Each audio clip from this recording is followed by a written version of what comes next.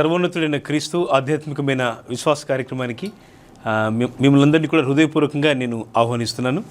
ప్రభు ఎంతో కృప చూపి దయ చూపి మన మధ్య ఎన్నో అద్భుత కార్యాలు ప్రభు జరిగిస్తూ మరి టీవీ పరిచయం ద్వారా అనేక విధాలుగా బలపరచబడుతున్న సాక్ష్యాలు వింటున్నప్పుడు హృదయమారు నేను ప్రభువును స్తుతిస్తున్నాను. నేనే కాదు, మా సంఘాల్లోని పరిచర్యలు పరిచారకులు పరిశుద్ధులు అనేకులు కూడా దేవుని సన్నిధిలో చాలా నిండు మనసుతో ప్రభువును స్తుతిస్తున్నాం. మీ ప్రార్థన విన్నపాలు మీరు తెలియపరుస్తున్న మరి మీ యొక్క ప్రార్థన అక్కరలు కూడా మేము దేవుని సన్నిధిలో ప్రార్థిస్తున్నాం. తప్పక మీరు తెలియపరచండి. మీ ప్రార్థన అక్కరలు ప్రభు సన్నిధిలో ఉంచడానికి మేము ఇష్టపడుతున్నాం. ప్రభు మీ జీవితాల్లో చేసే ప్రతి మంచిని కార్యాన్ని కూడా మీరు మాకు తెలియపరిస్తే తప్పక మేము కూడా ప్రభువును స్తుతిస్తాం. అంతేకాకుండా నిజామాబాద్ జిల్లాలోని మరి మారుమూల ప్రాంతాల్లో దేవుడు మాకు ఇచ్చిన దర్శనం మేరకు చాలా అద్భుతమైన రీతిలో ప్రభు యొక్క పరిచర్యలు నిర్మాణం అవుతున్నాయి. మందిర నిర్మాణాలే కాదు, ఆత్మల రక్షణ, ఆత్మల ఉద్యమం నినాదంతో దేవుని పరిచర్య ఈ మారుమూల ప్రాంతంలో చాలా బలంగా ప్రభు జరిగించుకుంటున్నారు. 55 గ్రామాల్లో దేవుడు మాకు ఇచ్చిన పరిచర్య స్థలాలు ఉన్నాయి. వాటితో పాటుగా ఈ సమయాల్లో ప్రభు ఇచ్చిన కృపను బట్టి సమీప దూరాన స్థలాల్లో కూడా కొన్ని ప్రాంతాల్లో ఇతర దేశాల్లో ప్రభు ఇచ్చిన కృపను బట్టి ఆయా రాష్ట్రాల్లో కూడా దేవుని పరిచర్యలు వాడబడ్డానికి ప్రభు మాకు సంవత్సరాల కృప చూపుతున్నారు. అందుకే నేను ప్రభుని ఎంతగానో స్తుతిస్తున్నాను. జూడాచేరి సంపూర్ణ సువార్త నిజామాబాద్ పక్షంగా ప్రత్యేకంగా మీ అందరికీ కూడా మా హృదయపూర్వకమైన శుభాలు తెలియపరుస్తున్నాం. ప్రార్థనతో నేటి ధ్యానాన్ని మనం ప్రారంభించుకుందామండి. తలలు వంచుండగా ప్రార్థన చేసుకుందాం. కనికరంగల మా ప్రభువ, దయా కనికరము వాత్సల్యత చూపు దేవా, మీకు స్తోత్రాలు. ఈ ప్రత్యేక సమయం ప్రభు మీరు మాకు ఎంతో దీవెనకరంగా అనుగ్రహించారు. ఈ దినమును బట్టి మీకు వందనములు స్తోత్రములు చెల్లిస్తున్నాం తండ్రి. కొద్ది సమయంనైనా మీ యొక్క లేఖన భాగాన్ని ధ్యానిస్తుండగా పరిశుద్ధాత్ముడా మీరే మాకు బోధకుడవై మీ మాటలు మాకు తెలియపరిచి సర్వసత్యములోనికి గొప్ప ఆనందము సంతోషంలోనికి నడిపించండి. వందనములు స్తోత్రములు చెల్లిస్తూ యేసు ప్రభు నామమున ప్రార్థించి వేడుకొనుచున్నాము తండ్రి, ఆమేన్. పిల్లలు ఈ సమయంలో ప్రత్యేకంగా మూలవాక్యంగా వాక్యాన్ని చదువుకుందామండి. లూకాసు వార్త 23వ అధ్యాయము 34వ వచనం. తండ్రి, వీరేమి చేయుచున్నారో వీరు ఎరుగరు గనుక వీరిని క్షమించమని చెప్పాను. వారు ఆయన వస్త్రములు పంచుకొనుటకై చీట్లు వేసిరి. పిల్లరా, విశ్వాస జీవితంలో మనం ధ్యానించే అన్నిటిలోకెల్లా సిలువ చాలా ప్రత్యేకమైందండి. సిలువ అనగా ఒక అడ్డుకర్ర, ఒక నిలువు కర్ర. ముందుగా నిలువు కర్ర అని చెప్పాలి, ఎందుకంటే మానవుడు దేవునికి మధ్య ఉండే ఒక గొప్ప అద్భుతమైన సహవాసాన్ని గురించి ఆ నిలువు కర్ర జ్ఞాపకం చేస్తూ ఉంది. ఆ వెంటనే పక్కన ఒక అడ్డుకర్ర, అంటే అది మనిషికి మధ్య ఉండవలసిన మానవ సంబంధాలు ఉండవలసిన పవిత్రత, పరిశుద్ధత, దైవికమైన ప్రేమ, ఇవన్నీ కూడా మనకు గుర్తు చేస్తున్నాయి. ప్రభు అనాదిగా ఈ శిలువ మరణాన్ని గురించి తాను ఎరిగిన వాడి ఉన్నాడు కనుకే ఈ శిలువ మరణం అనేది యాదృచ్ఛికంగా అదేదో ఒక యాక్సిడెంట్గా జరిగినటువంటి సంఘటన కాదు. ప్రభు యుగముల పూర్వమే తన ప్రజలను వారి పాపముల నుండి ఆయనే రక్షించును గనుక ఆయనకు యేసు అని పేరు పెట్టబడునని నూతన నిబంధనలు పలకబడిన ప్రవచనాన్ని, ఆ గొప్ప అద్భుతమైనటువంటి కార్యాన్ని ముగించడానికే యేసుప్రభు వారు ఈ లోకానికి వచ్చారు. యేసుప్రభు వారి యొక్క రాక ఆంతర్యం ఏమిటి అంటే ఆయన పాపులను రక్షించడానికి ఈ లోకానికి వచ్చారు. పాపముతో, మలినముతో, కష్టాలతో, బాధలతో, కన్నీళ్లతో నలిగిన సమసిపోతున్న మరి జీవితం అనేకసార్లు దేనికి దారి కానరాని ఒక భయంకరమైన పరిస్థితుల్లో మనుషులు ఉంటుండగా దేవుడు మానవాళి మనల్ని, అంటే మిమ్మల్ని, నన్ను, మనందరినీ, సర్వ మానవాళిని ఉద్ధరించడానికి దేవాది దేవుడు యేసుక్రీస్తు ఈ లోకానికి వచ్చారు. ప్రభు శిలువ మరణాన్ని మరి ఆయన పొందుట అనేది ఇది చాలా విచిత్రమైన పరిస్థితి కనబడుతూ ఉంటుంది. దేవుణ్ణి మనుషులు శిలువ వేయడం అనేది అది చాలా బాధాకరమైన, దుఃఖకరమైన అనుభవం కూడా మనకు తోస్తూ ఉంటుంది. కానీ యేసుప్రభు వారు ఆ శిలువ మరణం పొందడానికి ఈ లోకానికి వచ్చారు. అది ప్రభు యొక్క రాక ఆంతర్యం. ఆయన వెలను ఎవరికి చెల్లించాడు? సాతానుకు చెల్లించలేదు. సాతానుకు వెల చెల్లిస్తే సాతాను దేవుని కంటే గొప్ప అనే అభిప్రాయం వస్తుంది. అది ఎన్నటి కాదు. దేవుడు సర్వశక్తిగల దేవుడు, సర్వాంతర్యమైన దేవుడు. ఆయన తన నిబంధనను, తాను నియమించిన క్రమాన్ని, ఆ యొక్క ఆజ్ఞను మీరిన మనుషుల పక్షంగా ఆ వెలను తనకు తానుగా చెల్లించుకున్నారు. అది శిలువ మరణము. శిలువ మరణము, యేసుప్రభు వారి యొక్క భూస్థాపన, ప్రభు యేసుక్రీస్తు వారి యొక్క పునరుత్థానం, ఇవన్నీ కూడా క్రైస్తవ విశ్వాస జీవితానికి ఓ గొప్ప వెన్నెముక అనే విషయాన్ని మనం మరవరాదు. ఈ సందర్భంలో ప్రత్యేకంగా నేను మీతో జ్ఞాపకం చేయదలుచుకున్న అంశం ఏమిటంటే ప్రియులారా, లూకాసు వార్త 23:34లో ప్రభువారు ఆ శిలువపై నుండి ఒక అద్భుతమైన మాటను మాట్లాడుతున్నారు. ఈ మాట లోకంలోని సాధారణమైనటువంటి ఒక సంభాషణలో మాట్లాడే మాటగా దీన్ని మనం తీసుకోకూడదు. శిలువ మీద యేసు ప్రభువారు 7 మాటలు పలికారు.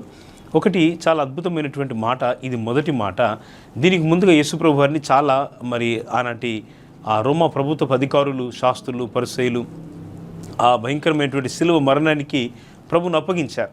ఎందుకంటే వారు ప్రభు యొక్క మాటలను సరిగా అర్థం చేసుకోలేదు. ఈ రోజుల్లో చాలామంది దేవుని మాటలు సరిగా అర్థం చేసుకోవడం లేదు. వారన్నింటినీ విపరీతార్థాలు తీస్తూ దేవుని మాటల గురించి ఎన్నెన్నో వ్యతిరేకంగా మాట్లాడుతూ ఉంటారు. ఇంకా మాట్లాడుతూ అడుగు ముందుకేసి ఈ యేసుప్రభు మన దేవుడే కాదని కూడా మాట్లాడుతూ ఉంటారు. యేసుప్రభు వారు ప్రపంచంలో ప్రపంచ పటములో మధ్యస్థలం, అదే ఇశ్రాయేల్ దేశం, పాలస్తీనా దేశం. ఆ స్థలంలో యేసుప్రభు వారు ప్రపంచం అంతటికి చెందినవాడుగా జన్మించాడు. అపోస్తల కార్యం 10:36 చెబుతోంది, యేసుక్రీస్తు అందరికీ ప్రభు. ఆయన అందరికీ ప్రభు అయి ఉన్నాడు. ఆయన జనావళికి ప్రభు అయి ఉన్నాడు. ఆయన సర్వకాలమందు సర్వావస్థల్లో ఉన్న సర్వ ప్రజలకి యేసుక్రీస్తు దేవుడై ఉన్నాడు, రక్షకుడై ఉన్నాడు, ప్రభు అయి ఉన్నాడు. హల్లెలూయా. ఈ రక్షకుడు సిలువకి ఎందుకు ఎక్కవలసి వచ్చిందంటే ఈ పాప భారాన్నంతా మోసుకొని దానికి తగిన వెల చెల్లించడానికి ప్రభువారు ఆ సిలువ మరణాన్ని పొందవలసి వచ్చింది. మనం లేఖనాలను చాలా జాగ్రత్తగా గమనించవలసిన సమయం ఇది. ప్రభు చాలా ఆ వేదనకరమైన శ్రమలలో, ఆ బాధలలో ప్రభు మరి మానవాళి యొక్క పాపమంతటిని కూడా, అంటే జన్మ కర్మ పాపములన్నీ కూడా దేవుడు ఆదాము మొదలుకొని ఈ భూమి మీద చివరి మనుషులు మనకు తెలియదు, కానీ అక్కడి వరకు కూడా ప్రభు యొక్క రాకడ పర్యంతము ఈ మానవాళ్ళందరి యొక్క పాప భారాన్ని యేసు ప్రభు వారు సిలువలో భరించడానికి ఈ లోకానికి వచ్చారు. బైబిల్ చెప్తా ఉంది, నశించిన దానిని వెతికి రక్షించుటకు మనుష్య కుమారుడు ఈ లోకానికి వచ్చారు. జక్కయ్య అనే ధనవంతుని ఇంట్లో యేసు ప్రభు వారు ఈ వన్ వర్డ్ స్టేట్మెంట్ చేశారు. లూకాసు వార్త 19:10 ఈ మాటలు ఉంటాయి. ఏమిటంటే, నశించిన దానిని వెతికి రక్షించుటకు మనుష్య కుమారుడు ఈ లోకానికి వచ్చారు. పిల్లల ఎన్నో జీవితాలు నశించిపోతూ ఉన్నాయి. ఎంతోమంది పాపం చేత నశించిపోతూ ఉన్నారు, శ్రమల చేత కుమిలిపోతూ ఉన్నారు, కృంగిపోతూ ఉన్నారు, నిరాశలో ఉన్నారు. శిలువ మరణం లాంటి పరిస్థితులు చాలామంది జీవితాల్లో చాలా దుఃఖకరంగా, చాలా బాధాకరంగా కూడా ఉన్నాయి. ఇలాంటి విషయం పరిస్థితుల్లో ఎవరైనా మనం రక్షించగలరా? ఎవరైనా నాకు సహాయం చేయగలరా? ఎవరైనా నన్ను ఈ బాధల్లోండి, ఊబిలోండి బయటకు తీసుకొని రాగలరా అని మీరు ఒకవేళ ప్రార్థిస్తున్నట్టయితే, ప్రభు ఈ నమ్మదగిన దేవుడు, మీరు విడిపించుటకు చాలిన దేవుడని తన పునరుత్థానం ద్వారా యేసు ప్రభు వారు నిరూపించారు. అందుకే ఈ 7 మాటలను మీరు చాలా జాగ్రత్తగా పట్టుకోవాలి. నేను ఇది ఒక మాటకి పరిమితం అవుతున్నాను.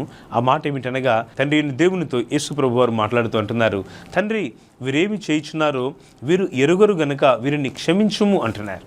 చాలా జాగ్రత్తగా మనం గమనించాలి. ప్రభు వారు క్షమాపణ గురించి మాట్లాడుతున్నారు.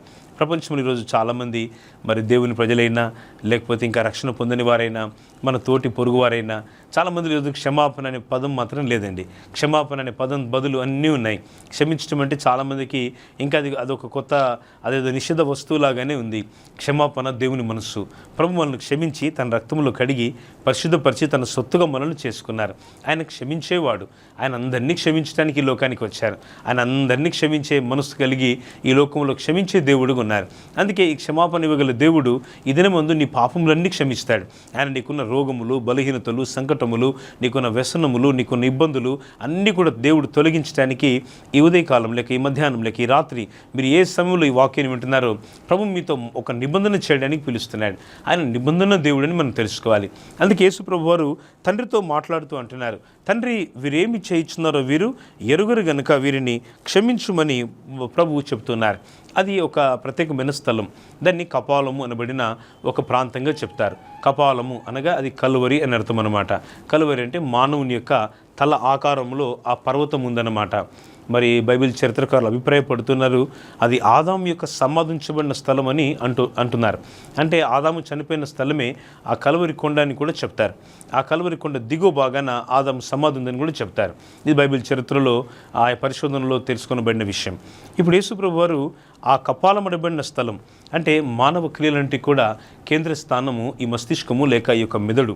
ఇక్కడ మనిషి యొక్క ఆలోచనలన్నీ వస్తున్నాయి, మంచి వస్తున్నాయి, చెడు వస్తున్నాయి, చాలా రకాల తలంపులు, ఊహలు ఎన్నెన్నో కలుగుతున్నాయి.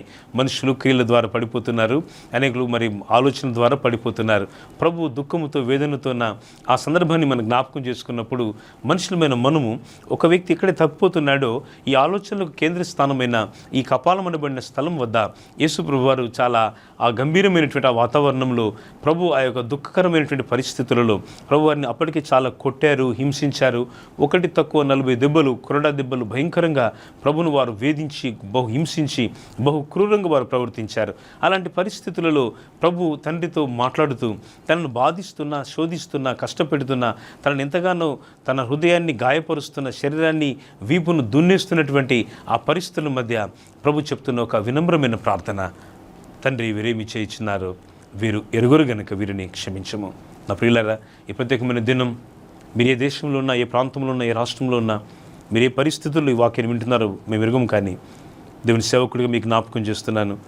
మీరు ఈ గొప్ప ప్రేమను, ఈ క్షమాపణను మీరు ప్రభు చేత పొందుకోవాలని ప్రభు ఆశిస్తున్నాడు. మీ హృదయాల్లో ప్రభు మీ చేరి ఆయన మీ హృదయంలో నివసించి మీలోని ప్రతి చీకటిని ఆయన తొలగించడానికి ప్రభు ఇష్టపడుతున్నారు. మీరు ఈ ప్రత్యేక దినాన మీ పాపములన్నీ కూడా ఈ మంచి సమయం మందు, ఈ విలువైన సమయం మందు ఈ ప్రసారాన్ని మీరు మీ టీవీలో కానీ, మీ డివైస్, ఎలక్ట్రానిక్ డివైస్, మీ ఫోన్లో కానీ, ట్యాబ్లో కానీ, ఇంకే విధంగా మీరు ఈ వాక్యాన్ని వింటున్నారో ప్రభు దగ్గర ఒక చిన్న ప్రార్థన చేయగలిగితే అది చాలా మంచిదండి. ఆ ప్రార్థన ఏమిటనగా, ప్రభువా దేవా నన్ను క్షమించండి అనే ప్రార్థన. ఇది చాలా గొప్ప ప్రార్థన. ఇంతకు మించిన ప్రార్థన ఇంకా ఈ పూట మన చేయవద్దగిన ప్రార్థన మరేది లేదని నేను చెప్తున్నాను. ఈ గొప్ప ప్రార్థన యేసు ప్రభువారు తండ్రితో చెప్తున్నారు. తండ్రి, వీరు ఏమి చేయించున్నారో వీరు ఎరుగరు గనుక వీరిని క్షమించము అంటున్నారు. వారు ఏం చేస్తున్నారు? వారికి తెలియడమే లేదు. వారు ఎంతో అపహసిస్తున్నారు ప్రభువుని. వారు తెలియక ఎంతగానో దూషిస్తున్నారు, ఎంతో కొడుతూ ఉన్నారు.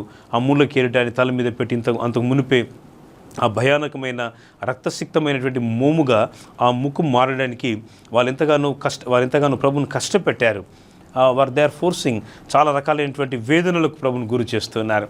అంతకుముందు 3 గంటల ఆ చీకటి సమయం అపవాదితో దేవుడు వాటితో పోరాడుతూ ఆ దురాత్మ శక్తులను దేవుడు వాటిని ఎదిరిస్తూ మరి ప్రభు ఈ లోకానికి ఎందుకు వచ్చినారనగా ఆ నశించిన స్థితి, ఆ అంధకారమైన స్థితిని మన జీవితాలను తొలగించడానికి యేసు ప్రభు వారు తాను భూమి మీదకి వచ్చిన ఉద్దేశాన్ని పరిపూర్ణపరుచుకుంటున్నారు. పిల్లల, మనకు కూడా ఒకే జీవితం.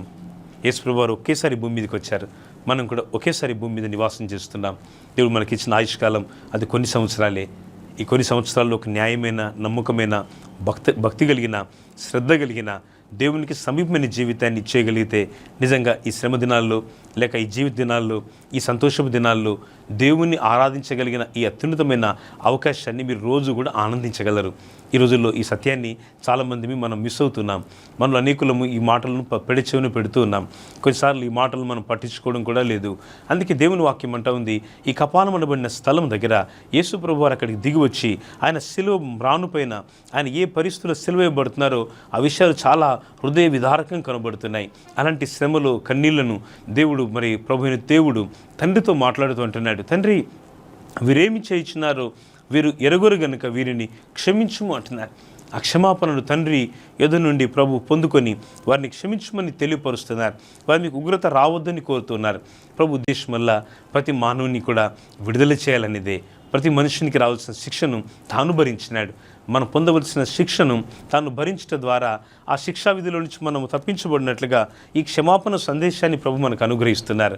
అందుకే దేవుని వాక్యం అంటూ ఉంది, లూకా సువార్త 24వ అధ్యాయంలోనే ఇక్కడ మనం చూసినట్టయితే 47వ వచనంలో రాయబడిన మాట, యెరూషలేము మొదలుకొని సమస్త జనములలో ఆయన పేరిట మారు మనసును పాపక్షమాపణయు ప్రకటింపబడుననియు వ్రాయబడి ఉన్నది. ఇక్కడ రాయబడిన మాట, మరి లోకమంతటి కూడా సమస్త జనములలో దేవుని పేరిట, ఆయన పేరిట, యేసుక్రీస్తు పేరిట మారు మనస్సు పాపక్షమాపణ ప్రకటింపబడును. హల్లెలూయా! ప్రకటింపబడును. దేవుని ఎదుట, దేవుని నామములు, యేసుక్రీస్తు నామములు ఈ యొక్క పాపక్షమాపణ మారు మనస్సును దేవుడు ప్రకటిస్తున్నారు. ఈరోజు ఈ మారు మనస్సు, ఈ గొప్ప దేవుని యొక్క ఉన్నతమైన ప్రేమ మనం అనేకులకు ప్రకటింపబడడానికి ఉపయోగపడాలి. ఈ స్వార్థకు మనం ఒక చక్కని సాక్షులుగా మనం నడవాలి. ఈ స్వార్థ పరిచర్యలు, దేవుని యొక్క రాజ్య విస్తరణలు, దేవుని పనులు, దైవ సంబంధమైన కార్యక్రమాల్లో మీరు మీ కుటుంబం కూడా ఉపయోగపడాలని ప్రభు కోరుతున్నారు. అందుకే ఈ సదవకాశాన్ని, ఈ విలువైనటువంటి కృపాసహితమైన భాగ్యాన్ని దేవుడు మనకి ఉదయకాలం అనుగ్రహిస్తున్నారు. అందుకే వీటిలో ఈ క్షమాపణ గల ఈ పరిశుద్ధమైన పవిత్రమైన జీవితాన్ని క్రీస్తులు జీవించడానికి ప్రభు ఇచ్చిన ఈ యొక్క అవకాశాన్ని మీరు వినియోగించుకోగలిగినట్టయితే మీలోని ఆ యొక్క లోకానుసారమైన జీవితాన్ని దేవుడు మార్చగోరుతున్నారు. అందుకే ఆయన ఈ గొప్ప ఉన్నతమైన క్షమాపణ వార్తను ప్రభు ప్రకటిస్తున్నారు. అందుకే యేసు వారి యొక్క రాక ఉద్దేశాన్ని, ఆంతర్యాన్ని మనం బాగా తెలుసుకోవాలి. ఆయన క్షమించడానికి వచ్చినారు. అంతే క్షమించడం మాట రూపకంగానే కాదు, ప్రభు తన ప్రాణాన్ని, తన రక్తాన్ని కార్చి ఆఖరు చుక్కవరు ప్రభు తన రక్తాన్ని కార్చడం ద్వారా ఈ గొప్ప ప్రేమను, ఈ గొప్ప దయను, ఈ గొప్ప క్షమాపణ కనికరాన్ని దేవుడు ఈరోజు సర్వ మానవాళికి అనుగ్రహించగోరుతున్నారు. అందుకే ఈ శ్రేష్టమైన సంగతి మనం వినిచుండగా మన హృదయాల్లో ప్రభుకి ఇంకా చోటు ఇవ్వలేదా? ఇంకా మీ హృదయంలో ప్రభుకు స్థానం లేదా? ప్రభుకు స్థానం ఉన్నది, లోకానికి కూడా స్థానం ఉన్నది అన్నట్టుగా జీవితం ఉందా? ఒకవేళ ఇంకా లోకంతోనే జీవితం సాగుతూ ఉందా? ఈ నిజరక్షకుడు, ఈ గొప్ప దేవుడు, ఈ మహాదేవుడు మిమ్మల్ని పిలుస్తున్నారు. ప్రభు అంటున్నారు, ప్రయాసపడి భారం మోసుకొని చిన్న సమస్త జనులారా నా యొద్దకు రండి, నేను మీకు విశ్రాంతి కలుగు చేస్తానంటున్నారు. ఈ విశ్రాంతి లోకమిచ్చే విశ్రాంతి కాదండి, యేసు ప్రభు వారు ఇచ్చే విశ్రాంతి. ఇది శ్రేష్టమైన విశ్రాంతి. అంటే కష్టాలు బాధలు లేవని కాదు, శ్రమలు కష్టాలు జీవితంలో ఈ భాగంగా ఉండవు అనేటువంటి బోధ మేము చేయడం లేదు. ప్రభు ఆ బోధ చేయలేదు. ప్రభు శిష్యులకు చెప్పారు, లోకమందు మీకు శ్రమ కలుగును, ఆయనను ధైర్యము తెచ్చుకొనుడి, నేను లోకమును జయించి ఉన్నాను. ఈ లోకంలో శ్రమలు కలుగుతాయి, బాధలు కలుగుతాయి, ఇబ్బందులు కలుగుతాయి, కన్నీళ్లు, ఉపద్రవాలు, ఎన్నో రకాలుగా జీవితము దుఃఖసహితంగా, కొన్నిసార్లు బాధాకరంగా, కొన్నిసార్లు ఎన్నెన్నో పరిస్థితుల గుండా జీవితం సాగుతూ ఉంటుంది. ప్రభు చెప్పే మాట, నీకు శ్రమ కలిగినప్పటికీ నేను లోకమును జయించిన దేవుడను, నేను నీతో ఉన్నాను, నీలో ఉన్నాను. పాత నిబంధనలో ప్రభు శిష్యులకు, పాత నిబంధనలో ప్రభు ప్రజలకు వారి తలపైగా ఉన్నాడు. అంటే మెగములు ఇశ్రాయేల్ నడుస్తుండగా వారి పైన ప్రభు వారిని ఆవరించి ఎన్సర్కిల్డ్ ద ఇజ్రాయెల్ పీపుల్, దేవుడు ఇశ్రాయేల్ ప్రజల మధ్య ఆయన వారిని ఆవరించిన వాడుగా, వారికి పైనున్న వాడుగా ఉన్నాడు. కొత్త నిబంధన క్రైస్తవుల యొక్క భాగ్యం ఏమిటంటే ఆయన మన పైనే కాదు, మన చుట్టే కాదు, మన లోపల కూడా ఉన్నవాడు ఆయన. హల్లెలూయా. మనలో ఆవరించిన దేవుడు, మనలో నిండుకొనున్న దేవుడు. ఇదిగో నేను యుగ సమాప్తి వరకు సదాకాలం నేను మీకు తోడై ఉన్నానని వాగ్దానం చేసిన దేవుడు. ఈ నమ్మదగిన దేవుని యొక్క ప్రేమ, ఈ గొప్ప విశ్వాసమును మీరు కలిగి ఉన్నప్పుడు, ఈ ప్రేమలో మీరు సాగుతుండగా దేవునికి విరుద్ధమైన ప్రవర్తన, లేక వాక్యం విరుద్ధమైన ప్రవర్తన, ఇంకా దేవునికి లోబడిన ప్రవర్తన ఏది మీలో ఉన్నా వాటిని ఈ దినం మీద దూరపరుచుకొని ప్రభుకు సమీపంగా రమ్మని దేవుని సేవకుడిగా నేను మిమ్మల్ని కోరుకుంటున్నాను. అందుకే ఈ రాకడ సమీపమైన దినాల్లో ప్రభు ఇచ్చిన ఈ క్షమాపణ ఆనందాన్ని, ఈ క్షమాపణ ఆహ్వానాన్ని మీ హృదయంలో మీరు పొందుకోగలిగితే నిజంగా మీ జీవితం మున్పటి కంటే ఎంతో శ్రేష్టమైనదిగా ఉంటుంది. ఎందుకంటే మీ జీవితంలో ఈ ప్రభు మీకు ప్రభువుగా ఉంటాడు, ఈ రక్షకుడు మీకు దేవుడుగా ఉంటాడు, ఈ రక్షకుడు మీకు చాలన ప్రభువుగా ఉంటాడు. అందుకే ఆ సిలువ సంవాదంలో, ఆ శిలువ మీద ప్రభు వారు పలికిన 7 మాటల్లో 3 మాటలు ప్రత్యేకంగా ఆయన మనుషులతో మాట్లాడుతున్నారు. ఒక 3 మాటలు తండ్రి అయిన దేవునితో మాట్లాడుతున్నాడు. ఒక మాట మరి ప్రభు అంటున్నారు, నేను మరి సమాప్తం చేశాను అని చెప్తున్నారు. ఇది అందరికీ సంబంధించిన మాట. తను వచ్చిన పనిని, తన లోకానికి ఎందుకు రావాల్సి వచ్చిందో ఆ విషయాన్ని ప్రభు అక్కడ సంపూర్ణపరిచి సమాప్తపరుస్తున్నారు. పిల్లరా, ఈ రాకడ దినమందు, ఈ ప్రత్యేకమైన ఈ యొక్క సువార్త మీరు వినిచిన దినమందు, దైవ వాక్యాన్ని మీరు ఆలకిస్తున్న ఈ సమయమందు మీ హృదయం తెరిచి ప్రభుత్వం మీరు సమాధాన పడాలని కోరుతున్నాం. ఆయన మీరు సమాధాన పరచుకొని కోరుతున్నారు. ప్రభుత్వం మీరు సమాధాన పడినట్టయితే మీ జీవితాలు చాలా ఆదరణకరంగా, సంతోషకరంగా దేవుడు చేయగలరు. అందుకే ఈ ఆదరణ వాక్యాన్ని, ఈ సువార్త వాక్యాన్ని ప్రభు ఉదయకాలం మీకు అనుగ్రహిస్తున్నారు. చివరిగా నేను ఒక మాట చూపించి ఈ సందేశాన్ని ముగింపులోకి తీసుకురావాలని నేను ఇష్టపడుతున్నాను. కొలసీలకు రాసిన పత్రిక మనం చూసినట్టయితే 2వ అధ్యాయం 13 నుంచి 15 వచనాలు కలిసి ఉన్నాయి తెలుగు బైబిల్లో. ఆయనతో కూడా మరియు అపరాధముల వలనను శరీరమందు సున్నతి పొందక ఉంట వలనను మీరు మృతులై ఉండగా దేవుడు వ్రాతరూపకమైన ఆజ్ఞల వలన మన మీద రుణముగాను మనకు విరోధముగా నుండిన పత్రమును మేకులతో సిలువ కొట్టి దాని మీది చేవ్రాతను తుడిచివేసి మనకు అడ్డము లేకుండా దానిని ఎత్తివేసి మన అపరాధములన్నింటినీ క్షమించి ఆయనతో కూడా మిమ్మల్ని జీవింపచేసెను. ఆయన ప్రధానులను, అధికారులను నిరాయుధులుగా చేసి సిలువ చేత జయోత్సవముతో వారిని పట్టి తెచ్చి బాహాటముగా వేడుకకు కనపరిచెను. హల్లెలూయా. ఇక్కడ ఒక అద్భుతమైన సిలువ దర్శనాన్ని గురించిన ఒక విలువైన ధ్యానాన్ని మనం చదివాం. ఇక్కడ అపోస్తలుడైన పౌలు రాస్తూ, నిజానికి అపోస్తలుడైన పౌలు ప్రభు యొక్క సిలువ సందర్భాన్ని ప్రత్యక్షంగా అది చూడలేకపోయాడు. ఎందుకంటే ఆయన పరిసేడుగా ఉన్నాడు. ఎందుకంటే ఆయన దేవునికి అప్పటికి తన హృదయాన్ని ఇవ్వలేదు కనుక ప్రభు ఆ ప్రత్యక్షతను, దర్శనాన్ని దేవుడు పౌలునికి ఇచ్చిన తర్వాత వాటిని సమగ్రంగా, సంపూర్ణంగా ఎరిగిన వాడే విశ్వాసంతో ఈ మాటలు చెప్తున్నాడు. మన అపరాధముల చేత మనం చచ్చిన వారమై ఉండగా, మనం మృతులమై ఉండగా దేవుడు వ్రాతరూపకమైన ఆజ్ఞల వలన మన మీద రుణముగాను మనకు విరోధముగాను ఉండిన పత్రమును మేకులతో సిలువకు కొట్టి దాని మీద చేవ్రాతను తుడిచివేసి మనకు అడ్డము లేకుండా దాన్ని ఎత్తివేసి మన అపరాధములన్నింటినీ క్షమించి ఆయనతో కూడా మిమ్మును జీవింపజేశాను. ఇంత అద్భుతమైన మాట. మనల్ని జన్మింపజేసిన దేవుడే మనల్ని ఆత్మలో మళ్ళీ జీవింపజేస్తున్నాడు. ఇదే రక్షణ. ఒకసారి జన్మించిన మనం ఈ ఒకేసారి పొందే ఈ గొప్ప రక్షణ మనం పొందడం ఎంత అవసరమో, ఈ రక్షణను ఆనందించడం ఎంత ముఖ్యమో, ఈ విషయాలను కూడా మీ గమనానికి నేను తీసుకురావడానికి ఇష్టపడుతున్నాను. ప్రభు ఆ చీకటి సమయంలో ఆ 3 గంటల మధ్యాహ్నం వేళ కంటే ముందుగా నియర్లీ 3 hours, సుమారు 3 గంటల సమయం ఆ చీకటిలో ప్రభు దురాత్మ శక్తులను ఓడిస్తున్నారు. వాటిని పారద్రోలుతున్నారు. వాటి మీద అధికారాన్ని దేవుడు మరి జయించిన రాజుగా, జయించిన రక్షకుడుగా దేవుడు దురాత్మల సమూహాన్ని పోరాడుతున్నాడు. సిలువ మీద గొప్ప పోరాటం. పైన కనబడేటువంటి పోరాటం కంటే అంతర్గతంగా ఇందాక మనం చదివిన లేఖన భాగంలో మనం మృతులమై ఉండగా మనం బ్రతికించుటకు ప్రభు చేసిన ఒక గొప్ప బలియాగము, ఒక గొప్ప త్యాగము, ఒక గొప్ప సమర్పణ. ఈ త్యాగాన్ని మనం స్మరించి జ్ఞాపకం చేసుకోవాలి. ఆయన జ్ఞాపకం చేసుకోవడానికి ఇవన్నీ కారణాలుగా ఉన్నాయి. ప్రభు మనల్ని క్షమించడానికి, మనల్ని ఎన్నిక చేసుకోవడానికి మనల్ని యోగ్యత లేకపోయినా ఆయన కృప మనల్ని ఎంతగానో బలపరుస్తూ ఉంది. ఆ కృప మనల్ని ఎంతగానో దినదినము క్రీస్తులో మనల్ని ఆయన సమీపస్తులుగా చేస్తూ ఉంది. అందుకే మనల్ని క్షమించిన దేవుడు ఆయన మనల్ని ఆ శత్రువులను, ప్రధానులను, అధికారులను నిరాయుధులుగా చేసినాడు. యేసుక్రీస్తు రక్తం కాల్చబడుతుండగా ఆ దురాత్మ సమూహంలోని శక్తులన్నీ కూడా ఓడిపోతున్నాయి. చక్కని పాట కూడా ఉంది, నరక శక్తులన్నీ ఓడిపోయాను, అవి ఓడిపోయాను, వాడిపోయానని భక్తులు రాశారు. దాని కారణం ఇదే లేఖనాల నుండి పాటలు వచ్చాయి. పాటలు రాయడానికి ప్రేరణ దేవుని వాక్యమే కదా, వాక్యమే పాటలుగా పాడుతున్నాం. ఇక్కడ నిరాయుధులుగా చేసి ఆయుధాలతో వచ్చినటువంటి శత్రువులు, ఆయుధాలతో వచ్చినటువంటి దురాత్మలు, ఆ సాతాను సంబంధమైన శక్తులు అన్నీ కూడా శిలువ మరణం ముందు ఓడిపోయాయి. హల్లెలూయా. ఓడిపోయిన శక్తులను దేవుడు ఆ యొక్క శక్తులని నిర్జీవమైనటువంటి నిరాయుధులైనటువంటి వ్యక్తులుగా, శక్తులుగా అవన్నీ కూడా ఓడిపోయినాయి. కారణం ఏమిటంటే నరకం ఓడిపోయింది, పరలోకము గెలిచింది, సాతాను ఓడిపోయాడు, ప్రభు యేసుక్రీస్తు గెలిచారు. సిలువ అనేది ఓటమి కాదు, సిలువ అనేది దుఃఖము కాదు, సిలువ అనేది ఆనందం. ఎందుకనగా ఇది మనల్ని తండ్రితో సమాధానపరిచింది. ఈ ఆనందాన్ని, సంతోషాన్ని ఈ దినముందు ప్రభు మీకు ఇవ్వడానికి, మీ హృదయంలో ఈ వాక్యాన్ని ప్రభు ప్రసాదించడానికి ఈ దివ్యమైన తరుణాన్ని దేవుడు టీవీ ద్వారా ఈ ప్రత్యేక సమయాన్ని ప్రభు మీకు అనుగ్రహించారు. కనుక ఈ మాటలు మీరు ధ్యానపూర్వకంగా మీరు ధ్యానించండి. నిరాయుధులుగా చేయబడిన దురాత్మలన్నీ పారిపోయినాయి. దేవుడు మనందరినీ బాహాటముగా పట్టి తెచ్చి వేడుకకు మనల్ని కనపరిచినాడు. కనపరచను అని రాయబడిందండి. ఇది మనం కనపరచబడలేదు అనుకుంటున్నాం, కనపరచబడ్డాం. మనం కూడా ప్రభు యొక్క రాకడలో ఆ గొప్ప అద్భుతమైన సంభ్రమమైన మహిమాన్వితమైన పరలోక విందులో తండ్రి ఎదుట మనం కనుపరచబడ్డాము అని, కనుపరచను అని రాయబడింది. It was done. మనం కనుపరచబడ్డాం. కారణం ఏమిటంటే ఆయన రక్తశక్తి మనల్ని అంతగా మార్చింది. కనుక ఈ క్షమాపణ వార్త ఎంతో శ్రేష్టము. ఈ క్షమించే దేవుని ప్రేమ అదెంతో ఉన్నతము, ప్రశస్తము, ఘనమైనది. ఈ ప్రేమ గల రక్షకుని హృదయం మరి ఆరాధిద్దాం, ఘనంగా సేవిద్దాం. ఇంకా అధికమైన సంతోషంతో, ఆనందంతో ప్రభుకిష్టులుగా మరి మీ జీవితాన్ని మార్చుకోవాలని అభిలషిస్తూ ఈ సందేశాన్ని ముగిస్తున్నాము. దేవుడు దీవించునుగాక. ఆమేన్. ప్రార్థన. ఎంతో దయగల మా ప్రభువా, ఈ ప్రత్యేక సమయం మీరు మాకు ఎంతో దీవెనకరంగా అనుగ్రహించారు. శిలువ మీద మీరు పలికిన 7 ప్రశస్తమైన మాటలలో మొదటి మాట మేము ధ్యానించడానికి సహాయం చేశారు. ప్రభువా, ఈ క్షమాపణ వార్త ప్రతి హృదయంలో కూడా ఈ దినమందు, ఈ సమయంలో మీరు ప్రతిధ్వనింప చేయండి. మీతో సమీపస్తులుగా చేయండి, మిమ్మల్ని ప్రేమించే వారిగా చేయండి. ఈ దినం జన్మదినం, వివాహ దినం జరుపుకుంటున్న ప్రియులను ఆశీర్వదించండి, దీవించండి. ఎవరింట్లోనే కష్టము, బాధ, వేదన, హృదయాల్లో అశాంతి ఉంటే దేవ వారిని మీరు ఆదరించి, వారిని మీరు ధైర్యపరిచి ముందున్న కాలాన్ని ప్రోత్సాహకరంగా చేయండి. టీవీ కార్యక్రమాన్ని, మా ప్రసారాన్ని ప్రభువా, మీ వాక్యాన్ని అందించే ఈ గొప్ప పనులు, ఈ కార్యక్రమాన్ని స్పాన్సర్ చేసిన ప్రియ కుటుంబాన్ని మీరు దీవించండి. వారి పేర్లు మేము ఈ స్క్రీన్ పైన చూడడం లేదు, కానీ వారు చేసిన ప్రయాసం మీ వద్ద రాయబడ్డందుకు మీకు వందనాలు.